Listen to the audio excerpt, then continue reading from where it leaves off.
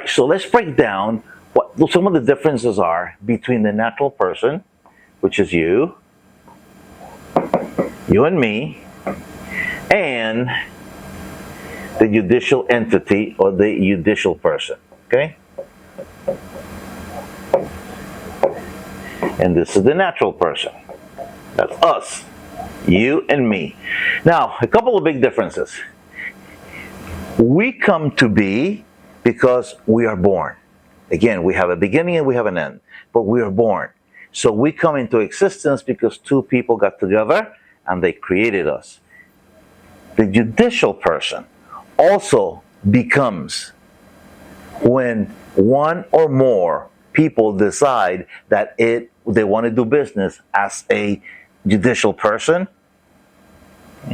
or a judicial entity. And again, those can be the LLC, those can be an S, can be a C Corp, can be a trust, okay? And there's a couple of other entities out there, but we'll keep it at this for now. Now, what is the difference between the two? This one, two people bring you into life. This one or more can bring you into life. But for this one, just like the natural person, somebody had to go to the hospital and pay the doctors and pay the hospital. Now, your parents did that. And here, we are the parents. But in order for this to happen, that LLC or that S Corp or C Corp or trust must go to your state office, okay? And then it's going to file some documents, okay? And documents over incorporation, and if it is a corporation, you're going to have your bylaws, or if you're going to have an agreement, if you're going to be an LLC. So this is what's going to happen. This company needs to file these documents on itself in order to be created, even though it has the sponsors that are going to be doing it. But in order to do that, that costs money, okay? Because you got to do all the filing documents. You may have to go and open a bank account in that business name as well. But that business has not generated any income as of yet.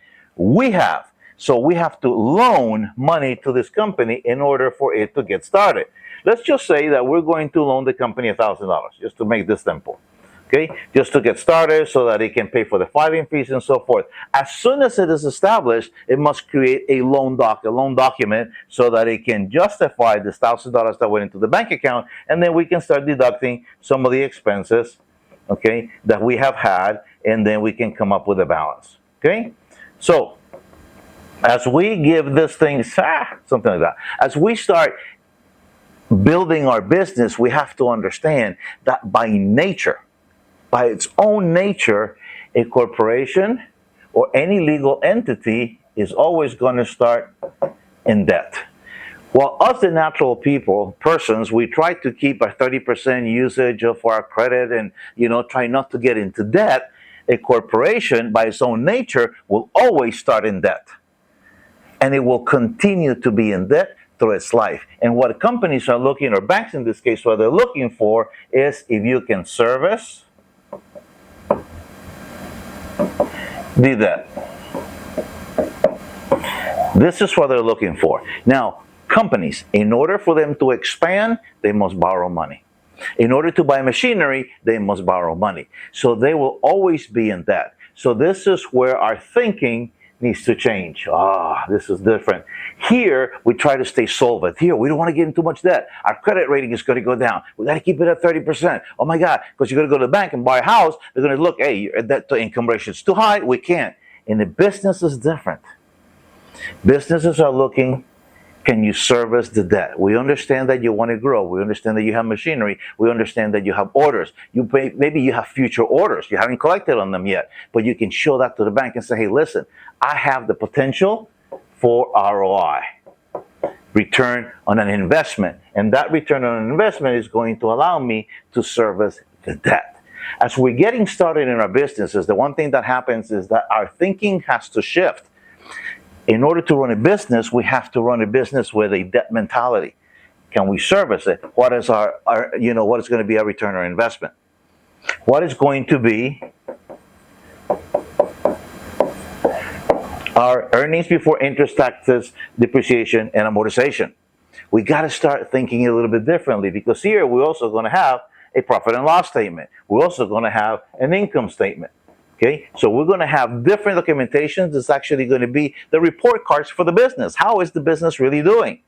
But that's a different kind of thinking. And the most important part in here is for us to understand that as soon as we think that we're going to go from a level 1 professional and we want to shift into self-employment or a small business or an entrepreneur or a CEO of a business, we must think about that a little bit differently. For example, there are areas of the business that you're going to have to borrow money for machinery. Maybe you're going to have to expand the footprint of where your business is at. Perfect. Maybe now you acquire a new place and you have to fix it up in order to bring customers in there. Excellent. Okay, but also, and most important, we need to work on this part of us. Okay.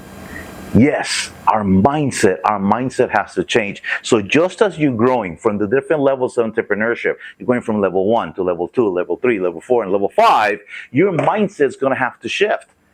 Now, you're going to have to start thinking like this person over here, the business owner. What does that business owner need? He needs to invest in the machinery and the equipment, okay, and the footprint. And it also needs to invest in people's potential, including yours. So that means that you need to invest either in coaches, in masterminds, and so forth, because you cannot be the smartest person in the room. If you're the smartest person in the room, I guarantee that you're in the wrong room. Okay, so I want you to keep that in mind. As you're growing your business, the one thing that you want to have to focus on is that your mindset, okay, needs to keep up with the growth of your business. Because in order to, you can get to $100,000 by yourself. That is not a problem. Okay, we do that all the freaking time. You know, $10,000, $20,000, $30,000 a month, that is easy. $100,000 a month is easy. The same thing, let's just say that you are just striving to get an extra, $150,000 to $200,000 a year. Perfect, not a problem. You can do that by yourself, maybe even with 1 or 2 VAs to help you, so the fulfillment and some of the things that you're doing. But in order to get to $1 million a year, you need a team. And the team that gets you to $1 million is not the same team that's going to get you to 10. The thinking is different. You will have to morph and replace that team as you're growing along because you need different skill sets. And the skill sets come from education. It comes from developing your mindset as well.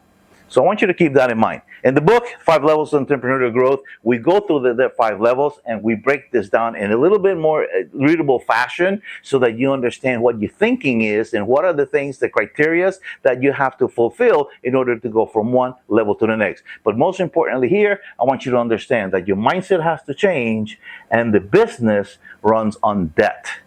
While you may run on cash flow, the business also needs cash flow, absolutely. But banks are looking at the service of the debt in order for you to be able to grow your business. So I want you to think about that. My name is Ruben, and I wish you nothing more than the best. I'll see you in the next video.